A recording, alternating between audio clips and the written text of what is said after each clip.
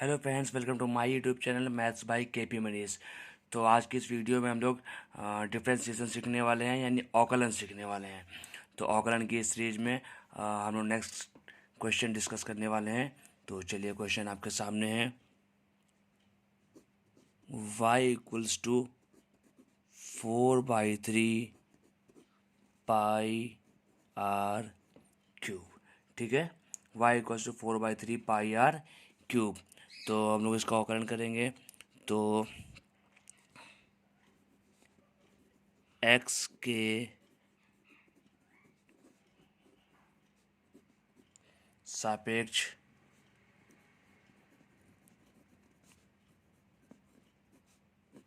अवकलन करने पर, x के सापेक्ष अवकलन करने पर क्या होगा, dy अपॉन डी एक्स। इधर भी लगा देंगे हम, d अपॉन डी एक्स। किसका अवकलन कर रहे हैं, 4/3 पाई आर क्यूब। ठीक है, तो अब जो भी कांस्टेंट टर्म है उनको हम बाहर निकाल लेंगे। आप जानते हैं कि 4/3 कांस्टेंट होता है, उसको बाहर निकाल लेंगे। ठीक है ना, पाई भी कांस्टेंट होता है, उसको भी बाहर निकाल लेंगे। अब ध्यान देने वाली बात यहाँ पर यह है कि आपको लग रहा होगा कि आर क्यूब ये तो वेरिएबल है, इसका डिफ्रेंशिएशन होगा। कुछ बच्चे इसका डिफ्रेंशिएशन भी कर देंगे 3r², बट इसका डिफ्रेंशिएशन नहीं होगा, क्योंकि यहाँ पर जो वेरिएबल है वो हमारा x है। अगर यहाँ पर x होता तो उसका डिफ्रेंशिएशन हो जाता, बट यहाँ पर x तो है नहीं, यहाँ पर तो r है, जो कि यहाँ पर r है, जो कि क्या है, एक कांस्टेंट की तरह काम करेगा, नियतांक की तरह काम करेगा।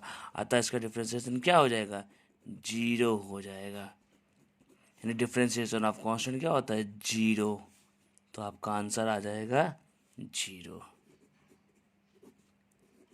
ये क्वेश्चन इसीलिए मैंने कराया था, ताकि आपको ये पता रहे, ये याद रहे कि जो कांस्टेंट का डिफ्रेंशिएशन होता है वो 0 होता है। आप इधर साइड में लिख भी लीजिए कि d upon D x of constant, Hindi में लिख देता हूँ मैं, नियतांक।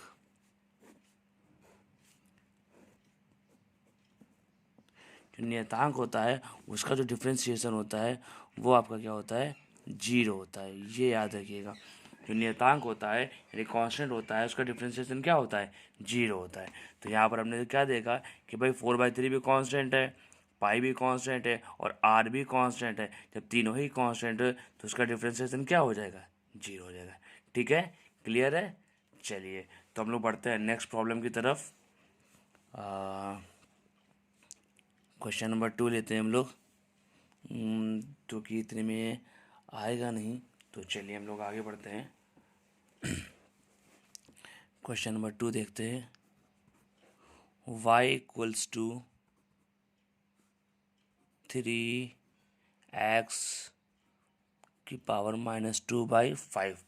y इक्वल टू 3x की पावर -2/5। तो फिर से वही, ये लाइन हमारी फिक्स है, इसे भी लिखना है कि x के सापेक्ष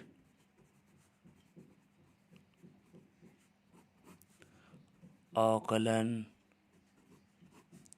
करने पर, क्योंकि यहाँ पर हमारा वेरिएबल क्या है, x है, इसलिए हम x के सापेक्ष अवकलन कर रहे हैं। अगर कुछ और होगा तो उसके रिस्पेक्ट में करेंगे। तो इस तरह की प्रॉब्लम अभी आगे आएंगी, तब हम लोग देखेंगे वो चीज़।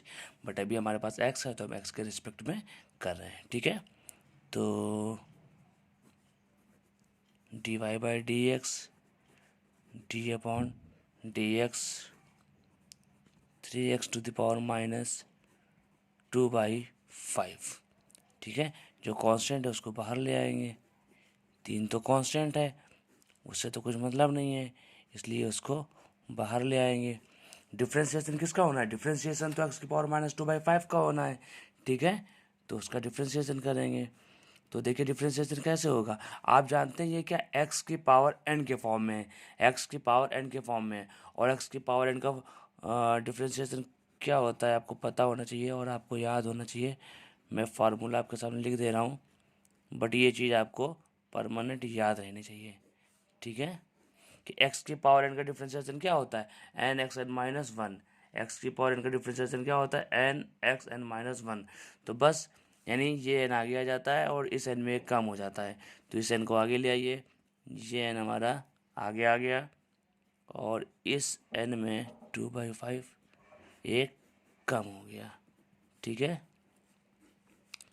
तो -2/5 एक्स की पावर ये सॉल्व करेंगे, -2/5 -1 हो जाएगा, तो ये क्या हो जाएगा, -2 -5 -7/5 हो जाएगा।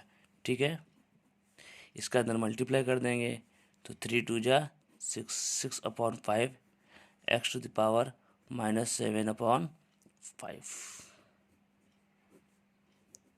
dy/dx।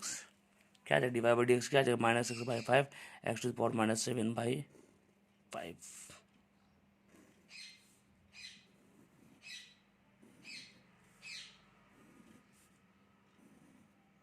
ये आपका आंसर आ जाएगा।